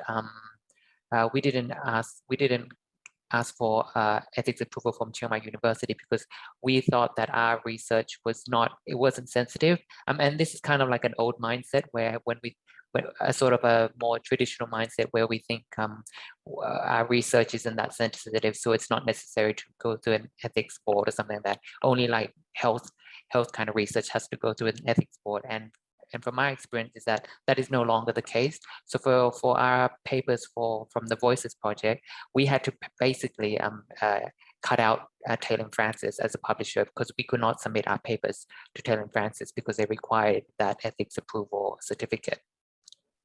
Yep, sorry, Leonie, go ahead. Yeah, no, Barapat, I think that's a really good point. This is an issue. About, I don't know, 5 to 10 years ago, I was on Elsevier's discussions around ethics. And this is actually one of the reasons that SUMERNET put in an ethical process and an approvals process so that it could grant ethics approval to the SUMERNET projects, because in many of the places, there was no other option available. So whilst Chiang Mai University might have an ethics process, some of the other research institutes that work in the SUMERNET program didn't actually. So that's why, one of the reasons why we actually put in that ethics process. So I'm saddened to hear that you couldn't publish in those places, but yeah, I guess I'd like to hear if there's anyone that's used the SUMERNET process as a way of sort of showing that they have had ethics approval and that they can then publish into the widest range of journals possible. Because that was exactly one of the reasons why we thought we needed to do that, to make sure that our research can reach as wide an audience as possible. Yeah, sorry, Leonie, just a follow-up question. Yeah, for the SUMERNET ethics review, I'm not sure how formal is that? That was something that I wasn't quite sure about. How formal is that in terms of being able to use that as proof of passing an ethics board for these journals? Yeah, so I guess there is no, as far as we can tell, that there is no set sort of rules about passing an ethics board, but it has been reviewed by an ethics committee, and therefore it does meet the requirements for that. So, you know, this is part of the learning process for networks such as SUMERNET, about how we can make sure that we're supporting our researchers to get the best quality of research out there, and also to ensure they've got the widest chance of communicating it to the best audience.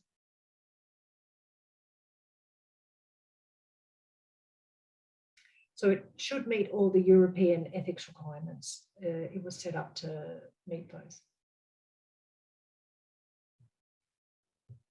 Yep, thank you. Yeah, I just wasn't sure, as in like, because we need like a serial number and like a proper certificate. So I'm not sure, maybe Dr. Shanis could add on, but I'm not sure how formal or legal status of SUMERNET, because we need that kind of formality, that certificate and serial number, etc., in order to prove to basically give to the publishers to prove that it's passed an ethics, a recognized legal ethics committee in order to publish our research papers. So I'm not sure. That was something that Dr. Lewis and I have been in conversations a lot, and that we weren't sure. And in the end, we felt that maybe it wasn't formal enough. So that was our concern.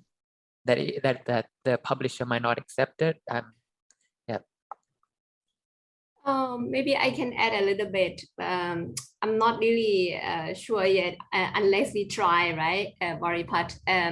In fact, the reason why we actually introduced research ethics, I mean, guidance and also the clearing process, because we really would like to have this kind of concept introduced to the SUMERNET as a network, because in the past, SUMERNET, I mean, research project and researcher don't need to do this, and we feel more and more it's important for us to understand this, and also a researcher need to think about on these issues, and not only for publication, but it's really the ethics and to really protect the researchers and also protect the source of their data that used for the research. So in any case, having this process is useful.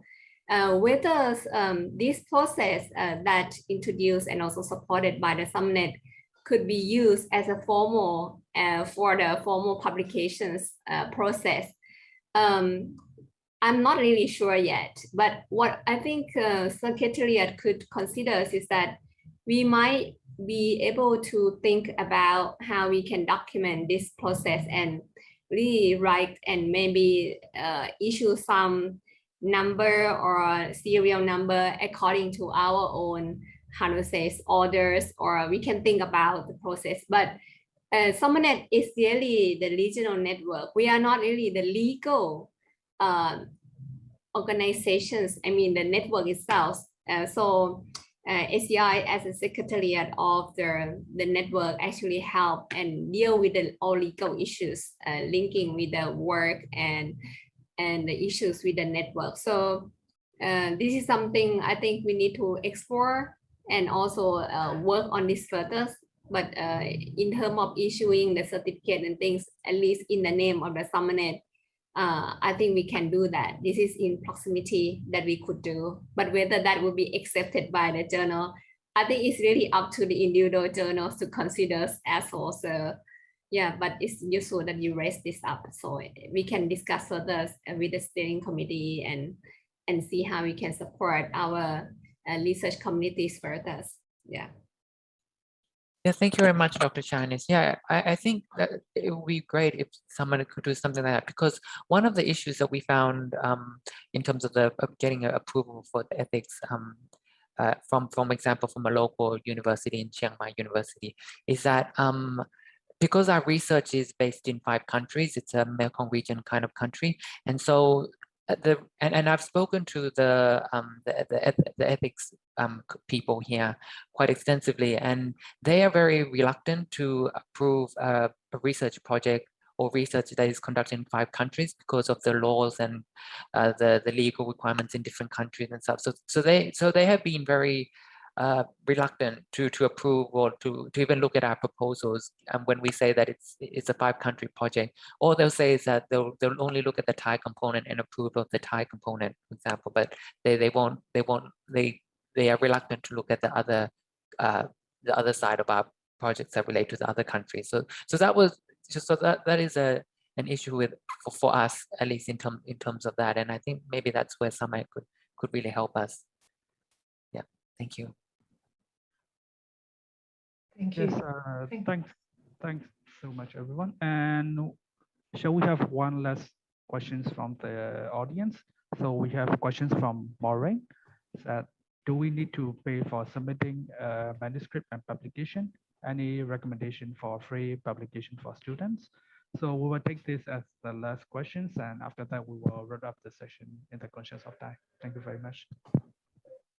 Thanks. I'll just quickly answer that question. You do not need to pay for submitting of articles to many journals. So when there's a paper charge or something like this, it could be related to open access, or sometimes it's these predatory journals that are really about making money. So there are many journals that you do not pay for. They might take longer to get through the whole process, but I'm just being honest, you do not need to pay for it. So if you only think you can pay for it, then that's not right. There are many journals that you do not pay for. but you need good quality work to be published in them, and it could take a little bit longer. I cannot recommend for you what you would need, because it would depend on what's the research you want to share, who is the audience you would like to convey that to. Engineers, anthropologists, economists, each of them would have a different avenue for you to publish. So you need to read the journals that you would like to be published into, and then that will start to give you a feel for what that is. Or ask your research team or your professors where exactly they would like to be published. So on that, I'd just like to say a big thank you for all your time today, your questions, they're terrific. I wish you the best on your academic writing journey, and I really encourage you to keep trying. That I hope these 5 tips and tricks will help you into the longer term, and also feel free to share any further questions or queries that you have with me. Thank you. Thank you very much, Dr. Leonie, for your very interesting sharings and valuable suggestions to us. So next, I would like to invite Ms. Pan to the closing remarks. Thank you very much. Thank you very much, Dr. Leonie, for very useful tips and very interesting question on answer from many participants and active participation from everyone today. So it's for me, it's clear that to be a good academic writing, it needs to be very clear, concise, focused, structure, and have backup evidence. And it's very good that we know step by step from Dr. Leonie how to make it work. So first step we learned today is know about the audience.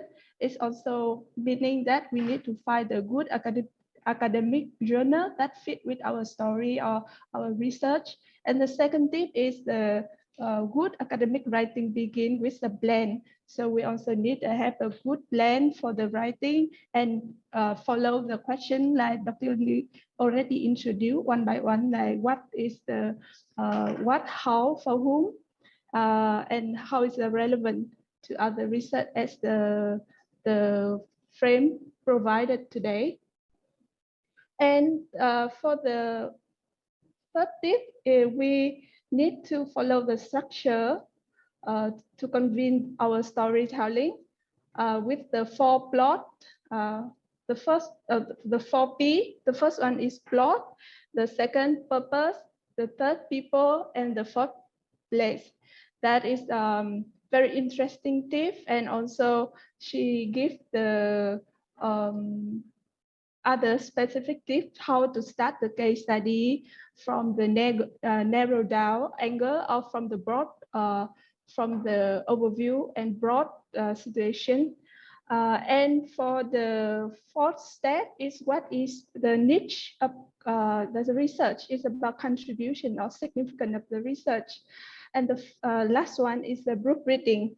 And it's clear that we spend a lot of time for rewriting and editing. And it's very benefit that Dr. Leonie also give our step how to make it, the edit is more clear and coherent and answer the research question or focus on the topic and make the structure clear, and also consider about the word count for the paper. So thank you very much, everyone, and thank you, Dr. Leonie, for very interesting topic training today. After this, we also would like to invite the participant of today's meeting to register for SUMERNET member in our website, and also for the young researcher, we would like to see many more young members to register on the Youth Network. And hopefully the next time we will see more young people engage with our activity. And thank you, SUMERNET. Thank you, Dr. Chajanit, August, and our team, Ông Kham O, Unchuli, and Rajesh to support us for make this workshop happen. Thank you very much, everyone.